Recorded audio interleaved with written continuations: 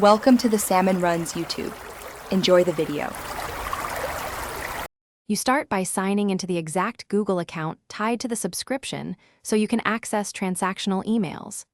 Open Gmail and find the service's receipt or subscription email. This often contains direct cancellation links or account instructions. Once done, check the header for List Unsubscribe or a visible unsubscribe button. These short-circuit the process. If no link appears, note the service name and account email so you can proceed to the provider's site next. You now take the actionable middle steps. First, try Gmail's built-in unsubscribe button. It sends a request and often completes cancellation quickly. If that option isn't present, go directly to the service's website and sign in with the same email address. This ensures you reach the correct account.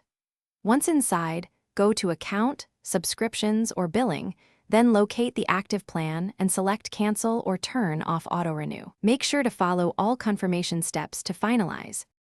To finish, confirm cancellation by saving any confirmation email or screenshot showing the cancellation date and policy. Then check Google Pay, your bank, or card statements over the next billing cycle to ensure no new charges appear. If the subscription persists, contact the provider's support with your saved proof. You can also use Gmail message headers to verify account ownership when required.